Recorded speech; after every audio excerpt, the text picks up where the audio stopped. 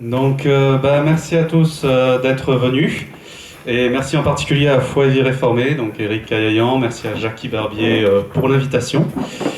Le thème que je vais aborder, du coup, on a beaucoup d'intervenants qui vont intervenir sur des thèmes personnels, et c'est très bien, puisqu'effectivement les corps sont d'abord personnels.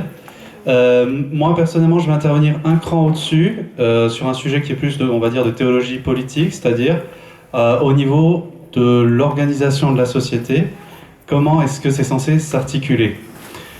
Dieu est Seigneur de notre âme, qui est Seigneur de notre corps ? Comme je le disais à la pause, mon épouse a mis 3 secondes avant de dire « bah c'est Dieu hein. ». Bon, j'ai juste mis 100 heures avec le même résultat, mais c'est pas grave. Mais toute la question, c'est encore celle de l'articulation. Celle de quelle est la volonté de Dieu, en fait, pas seulement dans nos vies, mais aussi dans l'articulation de nos vies entre nous. La première question à poser, c'est en fait, d'abord, qu'est-ce que j'en ai à faire ? Tout simplement. En quoi ça nous intéresse ? Tout simplement parce que c'est un enjeu actuel. On l'a déjà évoqué dans d'autres interventions hier, mais dans les questions bioéthiques qui nous séparent un petit peu du reste du monde, un argument très courant, c'est justement un argument sur la souveraineté des corps. C'est mon corps, c'est mon choix. Oh, tant que c'est en privé, qu'est-ce que c'est eux qui sont responsables quelque part. C'est eux que ça concerne. Donc c'est quelque chose où ça nous est opposé sur plusieurs sujets.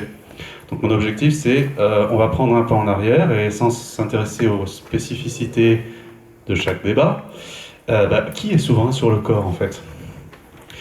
C'est aussi un enjeu en politique sanitaire, puisqu'on a vécu quand même une période assez traumatisante autour du Covid, 2019-2020, où beaucoup de choses ont été exercées par le magistrat sur nos corps, beaucoup de prétentions ont été avancées, et malheureusement on n'a pas pris le temps, je trouve, au niveau des cadres et de la communauté évangélique, je ne dis pas au niveau des opinions privées, de débriefer un peu cette période et de réfléchir à cette souveraineté en fait, comment elle était censée s'exprimer.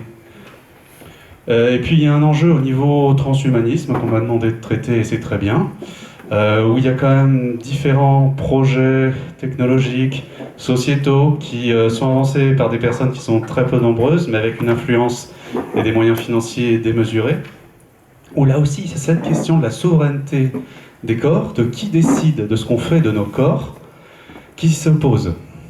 Alors, ok, ça se pose, mais est-ce que ça se pose en tant que chrétien ? Est-ce que l'Église ou les chrétiens ont à avoir un avis spécifique dessus ? Pour ma part, oui, tout d'abord parce que la Bible en parle. Évidemment, je vais montrer où. La Bible en parle, donc ça, c'est tout simplement une raison suffisante. Ensuite, parce que si nous n'avons pas de vision personnelle, d'autres en auront pour nous. Ce qu'on a vu lors de la période du Covid, c'est que certains chrétiens n'avaient pas une doctrine de l'État, mais l'État avait une doctrine de l'Église. Et tout de suite, il l'a mobilisée. Voilà. Si nous n'avons pas une vision chrétienne propre, ce sont des philosophes athées qui nous la fourniront. On va prendre ce qu'il y a sur l'étagère, et il y a peu de chances, dans le contexte actuel, que ce soit une philosophie chrétienne. Et puis enfin, parce que l'Évangile parle du salut de l'âme, et bien plus. C'est quelque chose qui a été, que Foi et Vie Réformée, mais bien en avant notamment, qu'on a vu ce matin dans le cadre de la pratique du jeûne, du sport, etc. C'est que l'Évangile restaure toute la vie. Dieu n'est pas seulement Seigneur de notre âme, il est Seigneur de notre corps. Oups, ça y est, j'ai répondu à la question. Merci, bonne journée, au revoir. Il est aussi Seigneur de ce que nous faisons avec notre corps. Donc, il y a une dimension cosmique qui doit être analysée aussi. C'est tout simplement vrai. Du coup, s'il y a une vision chrétienne, comme vous avez remarqué, le titre assume de base que je suis chrétien. Seigneur de notre âme. Dieu est Seigneur de notre âme. Donc je vais juste exposer mes biais, clairement. Je suis chrétien, de confession réformée, de sensibilité évangélique. Chrétien, donc j'appartiens à Jésus-Christ. De confession réformée, c'est-à-dire que si vous voulez savoir mon système doctrinal, etc., ce sont les 40 articles de La Rochelle, tout simplement. Donc vous savez maintenant quelles sont mes opinions. Et la sensibilité évangélique, ça veut dire que je suis attaché à l'autorité de la parole de Dieu et à l'importance d'une vie chrétienne. Voilà, qui est une vie en soumission à Christ. Bien. Sur ce, Quand on commence à réfléchir à la question, on a finalement trois acteurs possibles qui peuvent exercer cette souveraineté sur les corps. Soit c'est l'individu, soit c'est le magistrat, c'est-à-dire pas forcément le juge des tribunaux, mais toute personne qui exerce le pouvoir politique. C'est dans le sens qu'on utilise dans la tradition réformée. Pour désigner tous les décideurs, ça peut être un administrateur, un élu de municipalité nationale, peu importe. Toute personne qui a le pouvoir politique, ou bien Dieu. Et puis après, comme je vais parler de principes plus ou moins aériens, et on va quand même voir quelques applications pour voir un peu comment ça s'articule ces principes sur des questions spécifiques. Seulement des exemples. J'en profite pour dire que ce sont des opinions privées, que c'est donc à vous de voir, d'exercer votre discernement personnel et voir par rapport aux Écritures si ce que je dis est correct ou non. Voilà. Est-ce que, on va commencer par le niveau le plus bas, celui qu'on exerce, celui qu'on rencontre le plus souvent, est-ce que l'individu est seigneur de notre corps?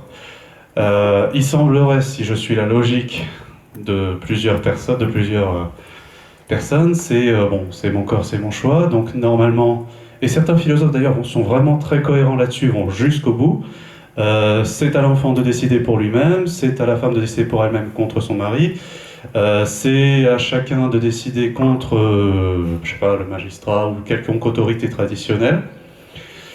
Et déjà, il y a un indice que c'est pas tout à fait vrai, c'est que cette autorité, c'est mon corps, c'est mon choix. On l'a pas souvent entendu lorsque, par exemple, on demande l'autorisation des parents pour aller à une sortie scolaire. Donc visiblement, on assume que les enfants, la souveraineté sur le corps des enfants est exercée par les parents. Pareil sur les soignants qui avaient ces craintes par rapport au vaccin. Là encore, on a considéré qu'il y avait un principe supérieur qui faisait que cette souveraineté est exercée à un autre niveau. Ok. Donc déjà, c'est juste un indice. On n'a pas encore vu ce qui était le cas. Et pour développer un argument pour l'instant assez abstrait, c'est tout simplement l'individu n'existe pas en soi. Enfin si. Ce que je veux dire par là, c'est que si on est précis sur le mot, l'individu c'est une personne sans ses relations, sans tout ce qu'elle a de particulier. Donc c'est si je dis Eric est un individu, j'exclus le fait qu'il est pasteur, j'exclus le fait qu'il a cet âge, ce lieu, cette famille, j'exclus tout ce qu'il a de particulier, et tout ce qui reste à la fin, c'est peut-être un échantillon de nature humaine, presque une statistique. Voilà. Ça n'existe pas. Ce qui existe, ce sont des personnes qui sont localisées dans le temps, qui sont localisées dans des relations, et ça, du coup, ces histoires de relations, ça va être assez important. Tout simplement parce que...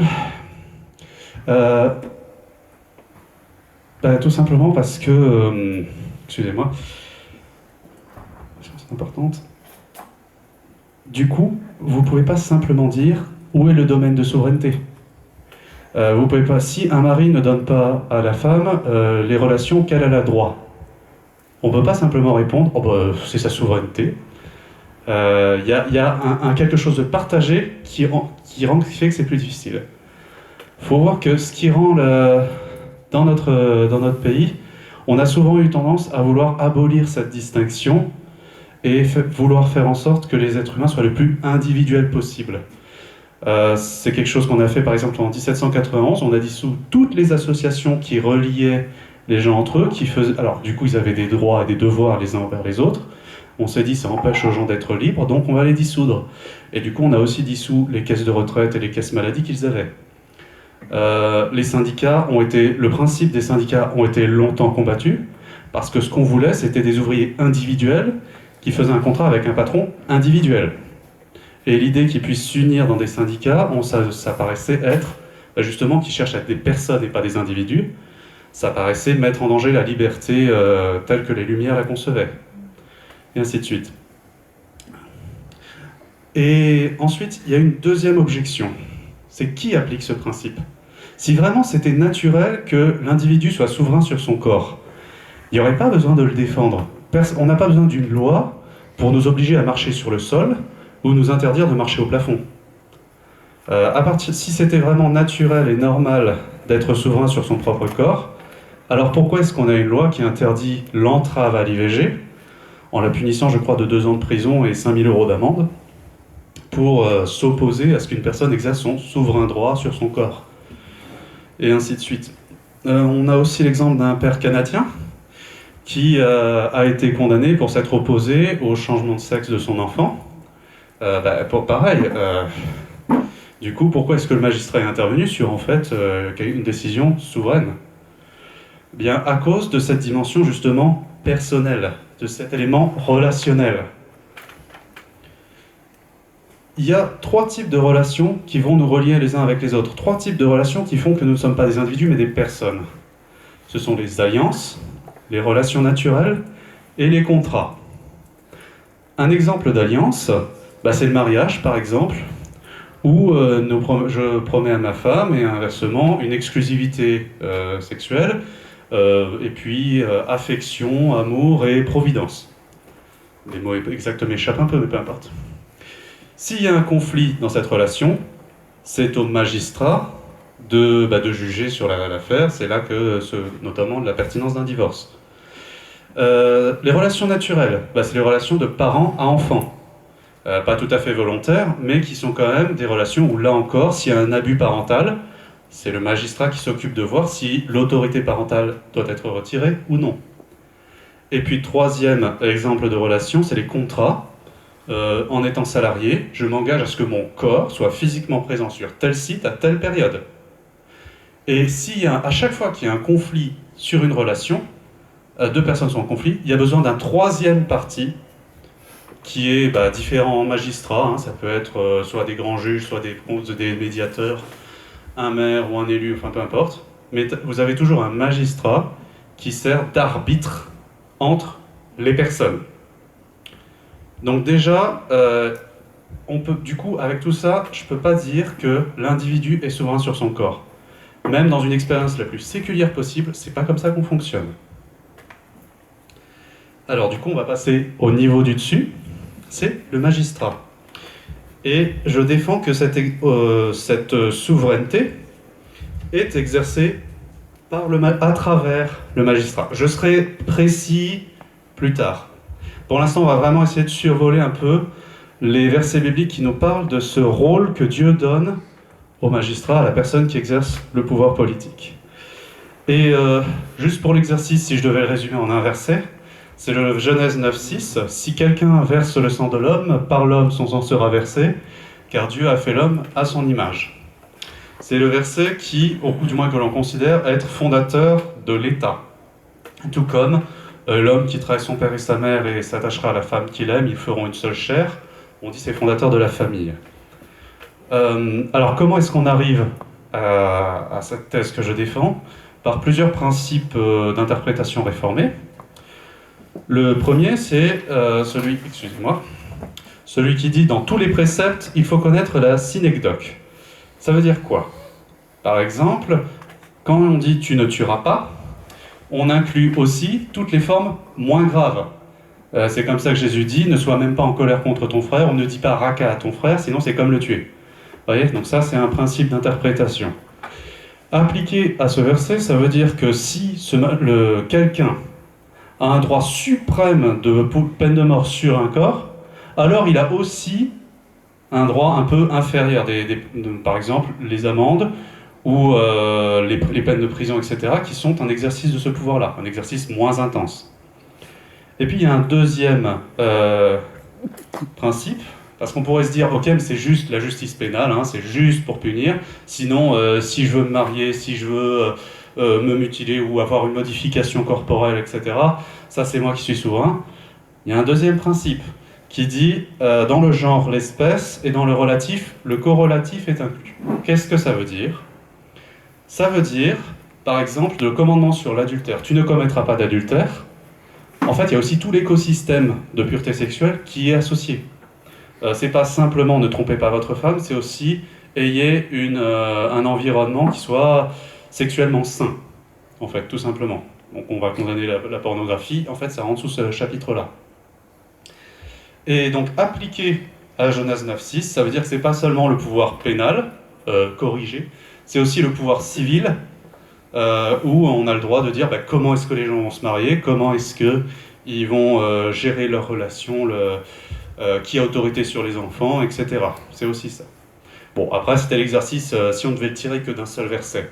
Heureusement, il y a bien plus qu'un seul verset qui parle de ce que du pouvoir que Dieu confie aux magistrats sur les corps des gens. Notez bien que je ne parle pas seulement des chrétiens, hein, on parle vraiment de toute l'humanité. On va commencer par le livre des origines, Genèse. Tout d'abord, ce que Caïn dit à Dieu une fois qu'il est chassé. « Voici, tu me chasses aujourd'hui de cette terre, je serai caché loin de ta face. Je serai errant et vagabond sur la terre, et quiconque me trouvera, me tuera. » À quoi fait-il référence ici, le « quiconque me trouvera, me tuera » En fait, à un droit de vengeance que l'humanité exerce déjà à cette époque, avant le déluge, avant Genèse 9. Ça veut dire qu'avant même qu'il y ait un magistrat, il y avait déjà cette justice et ce pouvoir sur les corps. C'est juste qu'il n'était pas encore bien localisé, mais il était déjà là. Donc je ne peux pas dire que ça remonte avant la chute, ça c'est un peu flou pour moi, mais en tout cas il est là très tôt. La responsabilité de Noé. Il sauve la création en exerçant sa responsabilité de nouvel Adam, en sauvant les animaux dont il est responsable, ainsi que ses fils et ses belles-filles. Donc tout comme il est, on va dire, il a un pouvoir sur le corps des animaux, il a aussi peut-être une autre sorte de pouvoir sur le corps de ses enfants. Il y a Genèse 12:7, donc Abraham va en Égypte. Pour éviter les problèmes, il demande à Sarah de dire qu'elle est sa sœur. Du coup, il y a des problèmes. Et Dieu intervient en sa faveur en disant l'Éternel frappera de grandes plaies Pharaon et sa maison. Et la réaction de Pharaon, c'est de dire « Mais qu'est-ce que tu m'as fait? Pourquoi tu m'as pas dit que c'était ta femme ?» Ça veut dire que le pouvoir que Pharaon a exercé en prenant Sarah dans sa maison n'est pas contesté ici. Ce qui était problématique, c'était l'adultère. Alors peut-être y avait-il aussi problème de consentement, peut-être d'autres choses, mais ce qui est ciblé dans le passage, c'est pas tu n'as pas le droit d'exercer ton autorité sur le corps de quelqu'un d'autre, c'est je savais pas que c'était ta femme. Genèse 17 aussi, où Dieu passe alliance avec Abraham, et il demande à Abraham de circoncire les esclaves de sa maison. Autrement dit, lui qui est le patriarche, il a autorité sur le corps de ses esclaves pour pratiquer cette demande de Dieu, qui est en pratique la circoncision. On va maintenant aller un peu plus loin et voir ce qu'en dit la loi de Moïse. Alors attention, je ne suis pas en train de dire, dans la lignée des réformateurs aussi, qui avaient la même idée que ce que je vais vous dire, que une loi parfaite, c'est simplement on copie et on colle la loi de Moïse et ça y est, c'est parfait. Non, mais la loi de Moïse est une application de la loi naturelle dont je parlerai plus tard. Donc c'est quand même des indices assez intéressants de ce que Dieu peut vouloir pour un pays. C'est-à-dire que pour une nation pastorale et ancienne comme Israël, il a donné des lois. Il en faudrait d'autres pour notre nation, mais il y aura quand même des points communs. En tout cas, les principes qui sont en œuvre devraient se retrouver. Tout d'abord, ce fameux Genèse 9:6 dont j'ai parlé plus tôt, il est à assumer, puisqu'on retrouve cette peine de mort dans au moins 7 commandements sur 10. Donc tout ce que je vous ai dit sur le pouvoir qui est donné à quelqu'un à travers cette institution, on le retrouve dans la loi de Moïse. Un pouvoir créationnel est assumé dans l'Alliance du Sinaï. Il y a les lois sur l'esclavage, et c'est intéressant parce que du coup, alors oui, vous pouvez avoir autorité sur le corps de quelqu'un d'autre, mais seulement dans telle limite, pendant 7 ans, vous n'avez pas le droit d'abuser d'eux, et ainsi de suite. Donc ça veut dire qu'on accepte qu'il y ait un pouvoir d'un maître sur quelqu'un d'autre, sur le corps de quelqu'un d'autre. Les lois sur la lèpre, c'est intéressant parce que ça veut dire que les prêtres avaient eux aussi un pouvoir sur les corps. Ils examinaient une certaine lèpre, est-ce que c'est pur, c'est pas pur. Ah, ça a l'air d'être une mauvaise lèpre, tu vas devoir être exclu du camp. Pareil, un pouvoir des prêtres sur le corps. L'interdiction de la castration humaine. Donc là, c'est ton corps, mais c'est pas ton choix. Non, ça, c'est s'il y en a un qui devient eunuque, il sera exclu de l'Assemblée de l'Éternel. Interdiction des mariages mixtes. Là, c'est intéressant aussi parce que ce n'est pas du pénal, c'est pas juste je punis ce qui est déviant, c'est aussi du civil. La société doit être organisée de cette façon-là. Plutôt votre corps, il y a une injonction sur le corps ici. Et puis, des interdictions de pratiques individuelles comme la prostitution, la scarification rituelle ou le tatouage, qui aussi sont dans la loi de Moïse et qui montrent qu'il y a un pouvoir sur le corps. Alors, le Nouveau Testament. Alors, je saute beaucoup de livres d'un coup, mais en fait, ce que font les rois, les prophètes et les juges, c'est qu'ils confirment la loi de Moïse, ils appellent à revenir à la loi de Moïse, mais à aucun moment il y a une contestation ou une réinterprétation de ce que j'ai donné. Dans le Nouveau Testament, on doit quand même y prêter un peu attention.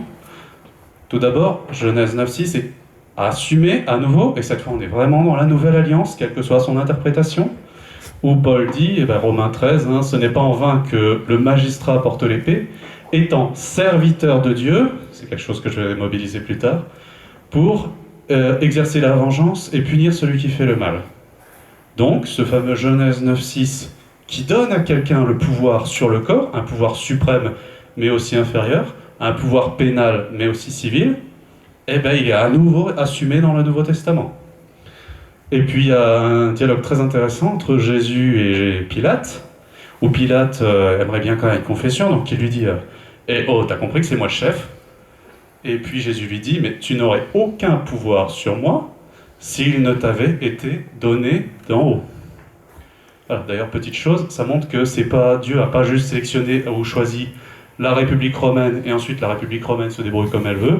Même le magistrat individuel, le procurateur de Judée en 33, est choisi par Dieu directement. Bon. Alors on a fait... c'est pas exhaustif, hein. Il y a d'autres passages qui pourraient être apportés, mais l'objectif c'est pas de surcharger. On va essayer maintenant d'être un petit peu systématique dans l'expression et de voir comment c'est censé s'articuler. Tout d'abord, il faut dire que Dieu est souverain sur le corps. Ce qui est exprimé ici, c'est la suprématie. Personne ne décide au-dessus de Dieu. Ce qui n'est pas le cas du magistrat, et je reviens dessus après, et ce qui n'est pas le cas de la personne qui non seulement elle ne décide pas au-dessus de Dieu, mais elle ne décide pas non plus au-dessus du magistrat. Bon. Sauf dans un cas que j'exposerai. Quand je dis le magistrat est arbitre et administrateur sur le corps, c'est qu'on a quand même vu qu'il avait une autorité sur le corps. Une autorité qui est celle de Dieu. C'est pour ça que je dis administrateur. Parce que, en fait, c'est pas sa règle à lui qui doit appliquer, c'est celle de Dieu. Ensuite, je dis arbitre, puisque, comme je disais, pourquoi est-ce qu'on a besoin de magistrats à la base? Parce qu'il y a des conflits entre personnes dans la société, et que la meilleure façon de les résoudre, c'est d'avoir un troisième parti, qu'on appelle le magistrat, pour gérer les querelles d'usage. Donc, ensuite, on va quand même pas l'oublier, la personne est propriétaire de son corps. Donc je ne défends pas que nous n'avons aucun droit de faire quoi que ce soit de ce que nous avons envie sur notre corps. Je dis juste qu'en fait, il y a une limite, il y a même deux limites. Il y a deux limites qui sont placées, d'une par Dieu, on doit lui obéir directement, et puis il y a une limite où il faut obéir au magistrat. Et une analogie qui pourrait nous aider, c'est la propriété terrienne. J'ai un terrain. Si je décide de faire un trou pour y enterrer du mercure, parce que ça fait de l'argent, c'est bien, mais il y a des chances, un bon magistrat va à un moment mettre son nez dedans et dire « Arrête, t'es en train d'empoisonner toute la région, tu vas tous nous tuer là. Donc je t'interdis, c'est peut-être ton terrain, mais je t'interdis d'en faire quelque chose qui est contraire au bien commun. » Voilà. Si je veux y bâtir une chapelle à un culte idolâtrique, là, c'est Dieu lui-même qui est censé intervenir. C'est lui auquel je désobéis et qui va intervenir contre l'usage que je fais de ce terrain. Par analogie, notre corps, c'est pareil. C'est-à-dire qu'il y a des usages de notre corps où, si on laisse l'exemple de cette pratique se répandre, par exemple certaines mutilations, en fait, on va porter du mal à la société tout entière. Et donc, c'est pour ça qu'on les interdit.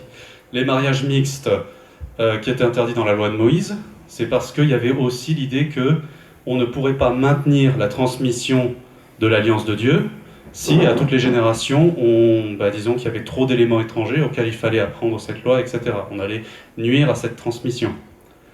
Et ainsi de suite. Donc il y avait une dimension où il y avait des choses qui étaient interdites par le magistrat. Et puis, quand je dis propriétaire, donc, c'est que nous sommes les premiers décideurs de ce que nous faisons de notre corps. on n'a pas à attendre une permission d'en haut, mais qu'il y a deux limites, ce que le magistrat permet et ce que Dieu permet. Vous avez compris que normalement c'est censé être aligné. Bon. Mais voilà, c'est vraiment propriété. Nous sommes les premiers décideurs, simplement, il y a des limites. Voilà, c'est les principes, un peu, chaque niveau a son pouvoir. Maintenant, on va se concentrer à nouveau sur le magistrat, où en fait, du coup, on pourrait vraiment prendre peur, et ce serait tout à fait légitime, en se disant, oh là, il a autorité sur nous, mais il va décider n'importe quoi, je sais pas, moi, un droit de cuissage, ou bien exposer les enfants à un enseignement néfaste, ou je ne sais quelle chose imaginaire, n'est-ce pas? Bon, de toute façon, on a bien, l'histoire nous enseigne tous les abus qu'on peut imaginer. Est-ce que ça veut dire que parce qu'il est le magistrat, ces abus sont corrects? En fait, il y a deux limites dans ce qu'il peut faire. Il y a une limite par le haut, qui est la loi naturelle, et une limite par le bas, qui est le principe de subsidiarité. Évidemment, ces expressions ne s'expliquent pas toutes seules, donc on va se concentrer là-dessus. Est-ce que c'est... Non, je dois le garder. Qu'est-ce que c'est que la loi naturelle?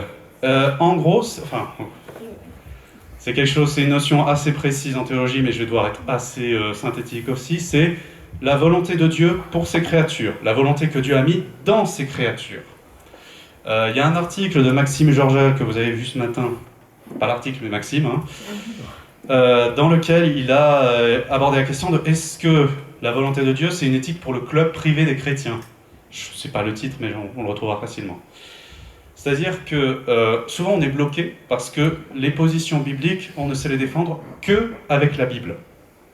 Mais avec ce que vous a montré Maxime ce matin sur la contraception, vous aurez remarqué qu'il n'a pas fait un survol biblique comme je l'ai fait. Il n'avait pas la même démarche. Il a développé une argumentation sur comment notre nature humaine est censée fonctionner. Et c'est ça, justement, un raisonnement basé sur la loi naturelle, c'est-à-dire que Dieu a fait la création d'une certaine façon, et il veut que ça marche d'une certaine façon. Donc on va regarder comment ça se passe. Donc typiquement, je reprends l'exemple de propriété terrienne. Est-ce que, je ne sais pas, Dieu a fait la création pour qu'ensuite je la pollue et que je tue une partie de la création à force de la polluer au mercure? Il est évident que la création n'est pas faite pour être assouvie à une convoitise pareille. Par rapport aux excès de nourriture, la Bible en parle, la Bible le condamne explicitement.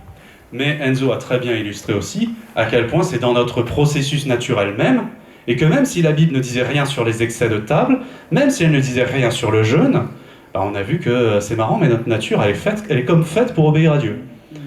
Donc, vous voyez, c'est ça cet aspect loi naturelle. Un magistrat ne peut pas aller contre la loi naturelle. Comme je vous ai dit, c'est un administrateur. Il applique une loi supérieure. Et cette loi, c'est tout simplement la façon dont la création est ordonnée. Me suis-je fait assez comprendre? Ok, bon, soit vous avez rien compris, soit vous avez tout compris, je suis content. J'ai oublié de préciser à quel verset c'était, parce que c'est quand même fondé bibliquement, ça m'arrive. C'est dans Romains 1, 18 à 21. La colère de Dieu, en effet, se révèle depuis le ciel contre toute l'impiété et l'injustice des gens qui tiennent la vérité captive dans l'injustice. Car ceux qu'on peut connaître de Dieu est manifeste parmi eux. Et là, on ne parle pas que de juifs qui connaissent bien leur Bible. C'est Dieu qui, pour eux, l'a rendu manifeste. En effet, ce qui est chez lui invisible se voit fort bien depuis la création du monde, quand l'intelligence le discerne par ses ouvrages. Alors, ça veut dire que la volonté de Dieu aussi se manifeste par ses ouvrages. Si on connaît bien les mécaniques du jeûne et de la nourriture, on s'aperçoit qu'il y a des excès et des bonnes choses, des bonnes pratiques. On n'a pas besoin de connaître la Bible, par exemple, pour défendre le jeûne, du coup. C'est fait en dehors. De même, sur des sujets bioéthiques, on a tous connaissance d'athées qui sont convaincus par des raisons séculières et scientifiques de la pertinence de nos arguments. Donc, ils sont donc inexcusables, puisque tout en ayant connu Dieu, ils ne l'ont pas glorifié comme Dieu et ne lui ont pas rendu grâce. Et ils se sont égarés dans des raisonnements futiles, et leur cœur sans intelligence a été plongé dans les ténèbres. Donc vous remarquerez que c'est au niveau de la raison, chose que tout le monde a. Peut-être que tout le monde n'a pas lu la Bible, mais tout le monde a une raison, qu'on utilise en bien ou en mal, c'est tout à fait connu. Si j'ai une pratique néfaste pour mon corps, et que mon corps se dégrade, Je vais prendre un exemple pas trop, qui nous est fourni encore une fois par Enzo. L'avantage, c'est que c'est pas polémique. Mais si le sucre dégrade la machine humaine, c'est que visiblement, il y a un excès là-dessus. Et ainsi de suite pour d'autres pratiques qui, elles, sont plus polémiques. Donc ça, c'est accessible à tout le monde. Alors, bibliquement, est-ce que c'est prouvé cette soumission des magistrats à la loi naturelle? Le vote que le Sénat a fait pour inscrire l'IVG dans la Constitution, basiquement, ils viennent de déclarer le bien et le mal. Ils viennent de dire, bon ben maintenant c'est bien, et maintenant c'est une loi suprême que nous établissons pour nous. Là, ils nient, ils coupent ou ils suppriment ce lien qu'ils sont censés avoir avec la loi naturelle, avec la loi de Dieu. Alors on pourrait imaginer évidemment des objections. Bon, déjà il y a les versets que j'ai déjà mentionnés qui montrent qu'il y a quand même un lien entre ce que le magistrat fait et ce que Dieu veut. Je pourrais parler aussi du psaume 2, qui établit clairement des magistrats qui sont en opposition à Christ, ça c'est ce côté-ci de l'histoire, et qui pourtant, Dieu les exhorte à dire maintenant soumettez-vous au Fils avant qu'il vous balaye. Donc de ce côté-ci de l'histoire, ils sont censés être soumis à Christ. Mais après, justement, pour ne pas perdre trop de temps là-dessus, je vais juste me concentrer sur deux objections. La première, c'est de dire que les magistrats servent le prince du monde qui est Satan. Voilà, les magistrats sont... le monde est en opposition à Dieu, ce sont les princes du monde, donc voilà, il n'y a pas de lien. Ils ne sont pas soumis à Dieu. Il faut voir que même si eux refusent de se soumettre à Dieu, ils ne sont pas hors du contrôle de Dieu. Il y a un exemple biblique de ça, c'est Nabuchodonosor dans le livre de Daniel. Il y a un moment, il est, par son orgueil, il sort de la loi naturelle, et Dieu atteint son but malgré Nabuchodonosor. Bon, il le punit, il lui fait comprendre la leçon. Mais le livre des rois aussi, on a des mauvais rois qui connaissent Dieu, savent qu'ils sont censés lui être soumis, mais décident de lui désobéir. Pas de souci, Dieu a ça dans le contrôle. Donc c'est pas parce que ces gens veulent désobéir à Dieu qu'ils échappent au contrôle de Dieu. Malgré leur désobéissance, cet ordre est maintenu. Une autre objection, c'est de dire d'accord, mais nous en France on fait autrement. Ce qu'a fait le Sénat typiquement, c'est tout à fait conforme. D'un point de vue constitutionnel, il n'y a rien à dire. Si les institutions de la République le déclarent, ainsi soit-il. J'aimerais juste faire remarquer que même dans la tradition des Lumières, notre constitution est écrite sur le bloc de 1789 qui dit qu'elle est écrite sous les auspices de l'être suprême. On fait quand même référence à un créateur. La première génération des pères révolutionnaires, ils n'étaient pas du tout en mode nous allons écrire une nouvelle loi, nous allons décider notre propre chemin. Au contraire, ils avaient une vision très forte de la loi naturelle, qu'ils interprétaient à leur façon, bien sûr, mais ils avaient en tête que, on est soumis à la loi naturelle, on est là pour l'appliquer. D'ailleurs, ça leur a donné tout ce zèle, parce que s'ils sont allés en guerre contre l'Europe, c'est parce qu'ils pensaient qu'eux avaient raison contre tout le monde. Bon bref, à la limite, c'est pas une idée proprement chrétienne. Il y a aussi une version séculière de cette même idée que le magistrat est soumis à un ordre supérieur, à une loi naturelle. Puis la dernière objection que j'ai un peu abordée, c'est nous aurions une éthique différente des non-croyants. Là, je vous renvoie vers l'article de Maxime, mais il faut vraiment comprendre que cette loi, c'est celle de tous les hommes. Genèse 9.6 que j'ai mentionné, je vous ai fait remarquer qu'après, c'est répété dans l'Ancienne Alliance, dans la Nouvelle Alliance, c'est assumé. On vient pas créer une nouvelle loi. On vient rendre capable d'obéir à la loi qui était là depuis le début. Bien. Donc dans la pratique, un magistrat peut décider ce qu'on peut faire de nos corps, oui, mais il n'a pas le droit d'autoriser ce que Dieu interdit. Il n'y a pas d'autorité pour faire le mal. Il n'y a pas d'autorité pour faire le mal. Et c'est comme ça que Pierre a pu dire, alors qu'il était face au Sanhédrin, réuni légalement, légitime devant les yeux de toutes les nations, il a pu dire, vaut mieux obéir à Dieu qu'aux hommes. Et c'était pas un problème légal. Tout était légal. Mais il a dit, non, c'est pas juste devant Dieu, parce que ce qu'il décide ne saura jamais être juste. Cette décision ne l'est pas. Le principe de subsidiarité, alors ça c'est encore un mot magique, on ne sait pas trop ce qu'il y a derrière, ça veut dire tout simplement, et c'est un terme qui est issu de la philosophie protestante, la théologie politique protestante. On parlait notamment d'Althusius hier entre amis. Ça veut dire que chaque décision doit être prise au niveau le plus bas possible. C'est pas on va dire que c'est pas au ministre de l'Intérieur de décider si je peux construire une cabane dans mon jardin. Alors, il y a un petit souci de voisinage, c'est la mairie qui donne ce permis de construire. Par contre, le permis de conduire, ça peut être sur toutes les routes nationales, donc ça reste à un niveau national que c'est organisé. Selon les États, selon les pays, c'est plus ou moins, c'est interprété différemment, mais on essaye quand même de suivre ce principe que le magistrat n'a pas à intervenir dans des questions qui sont inférieures à lui. Si il y a un problème, la politique familiale, où est-ce que je mets les enfants à l'école? Ça ne concerne pas le magistrat, c'est les parents qui décident où on les met. Quelque chose qui a malheureusement été oublié lorsqu'on est passé à un régime d'autorisation de l'instruction en famille. C'est-à-dire que maintenant, il faut convaincre l'administration de l'éducation nationale, ce magistrat-là, de me laisser éduquer mon enfant. Là, on est en train d'enfreindre le principe de subsidiarité. Bon. Donc, où est-ce qu'il est établi bibliquement? Je dirais tout d'abord dans le fait que, ce principe est établi bibliquement, en tout cas il y en a des traces, dans le fait que la famille est établie dès Genèse 1, alors que l'État, le magistrat, est établi en Genèse 9, plus tard. Donc la famille précède le magistrat. C'est pas l'État qui crée les familles, au contraire, il vient après, il en dépend. Même la trace la plus ancienne dans la Bible d'inexistence d'un principe judiciaire, c'est quand même Genèse 4. Chacun des échelons, du plus petit au plus grand, doivent une obéissance directe à Dieu. C'est-à-dire que c'est pas j'obéis au magistrat et le magistrat obéit à Dieu. C'est même moi tout seul, s'il n'y a pas de magistrat sur mon dos pour dire quoi faire, j'obéis à Dieu en fait.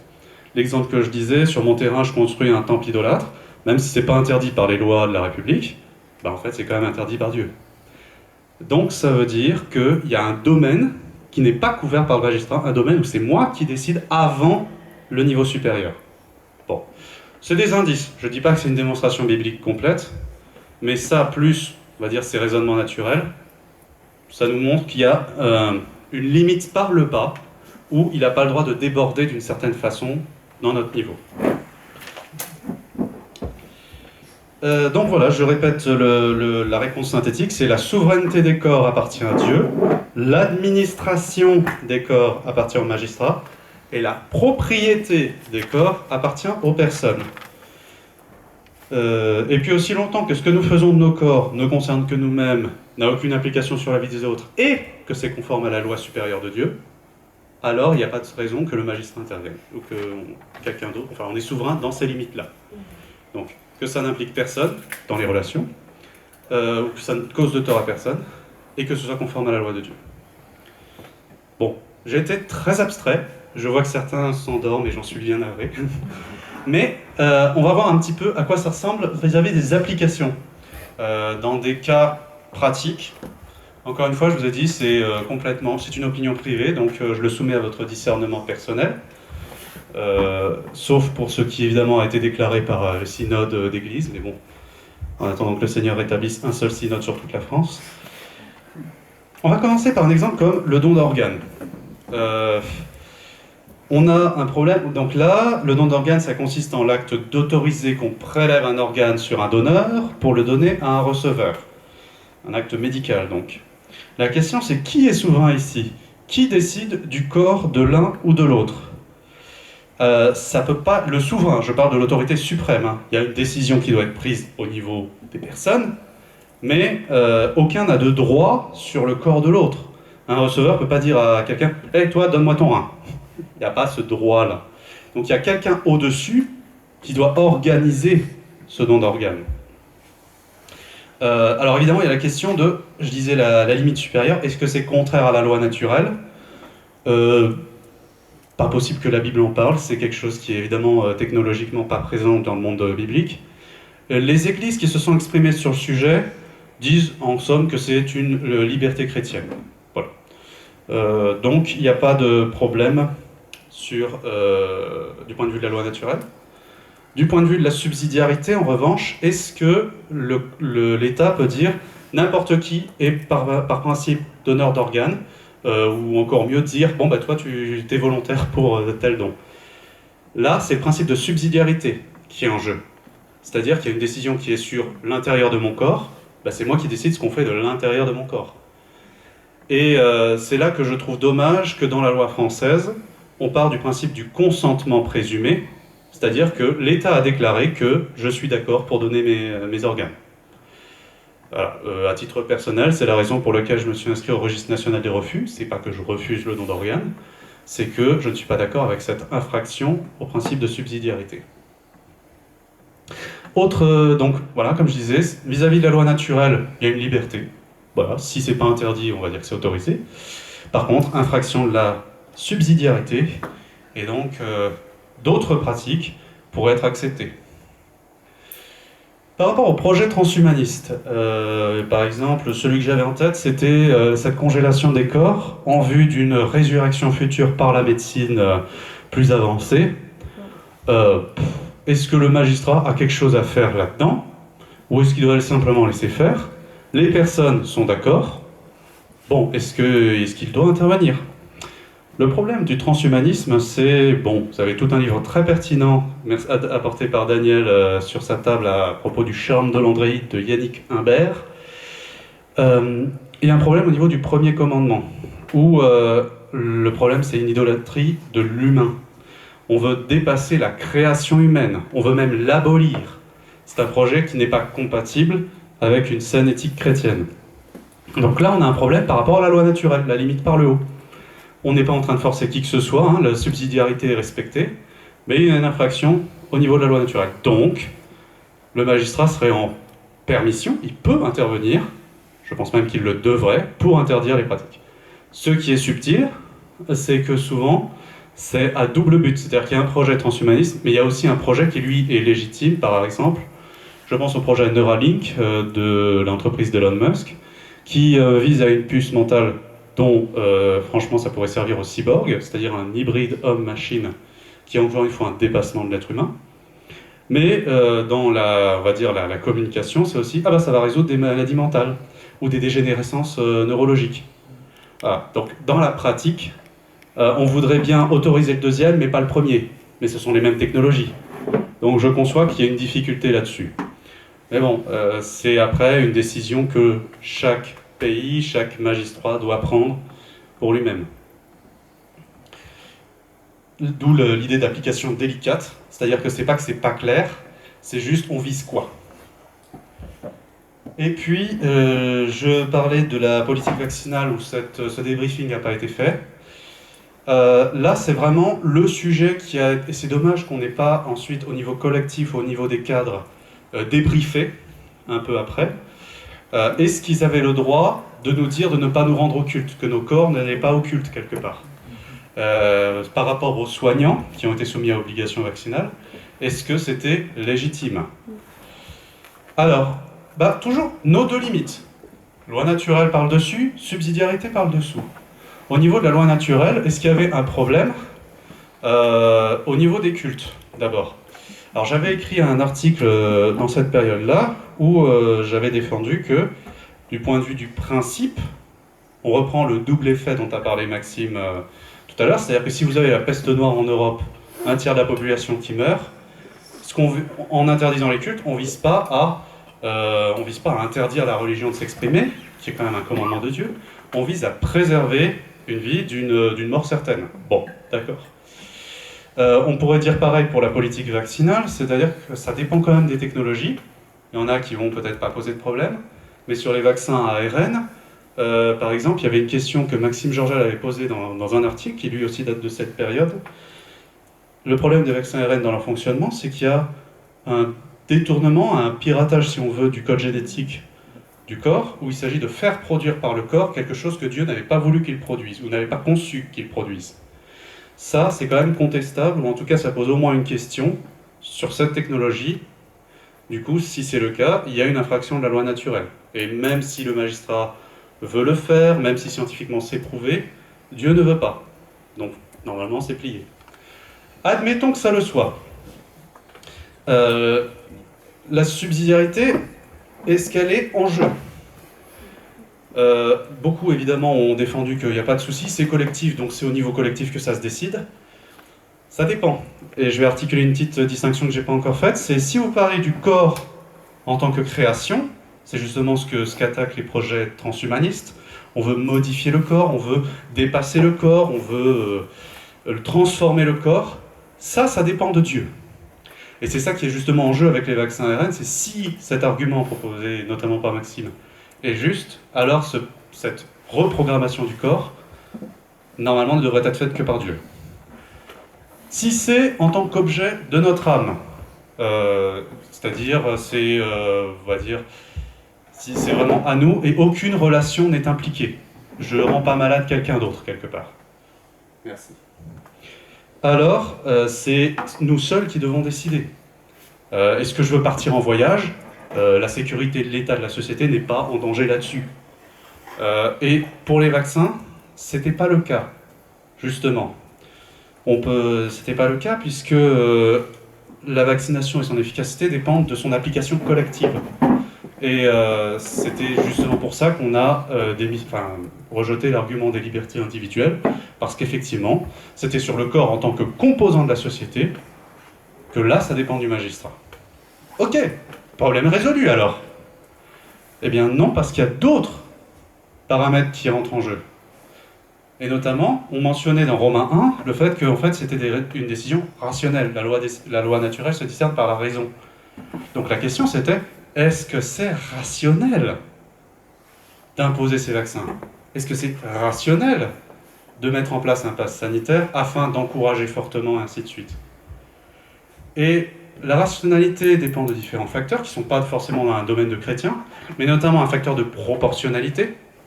Est-ce qu'on était en train de vivre la peste noire qui nécessite des mesures particulièrement énergiques?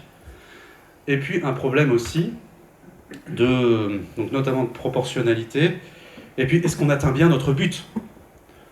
Si on met en place une règle qui en fait n'atteint pas la finalité qu'on se donne, si le vaccin est inefficace, alors peut-être que ce qu'on visait était bien, peut-être que ce truc-là était bien, mais n'empêche qu'on a mis une contrainte qui en fait ne servait à rien. Et là, on touche à la liberté, qu'elle soit chrétienne ou naturelle, c'est quand même quelque chose que Dieu a laissé. Le magistrat s'est permis de piétiner quelque chose que Dieu ne voulait pas qu'on piétine. Voilà, donc il y a deux questions, et ça, c'est pas une question d'église, c'est une question qui doit être faite maintenant. Est-ce que ces vaccins qui ont été imposés étaient efficaces? Est-ce qu'ils étaient proportionnels? Vous vous doutez bien qu'à ce niveau-là, moi, je ne peux pas répondre, mais il y a assez d'éléments maintenant pour que chacun voit si cette décision qui a été prise à l'époque était rationnelle. Bien. Voilà pour des cas pratiques, le cas pratique de cette politique vaccinale. Oui, sur le principe, il pourrait, mais c'est soumis à la droite raison.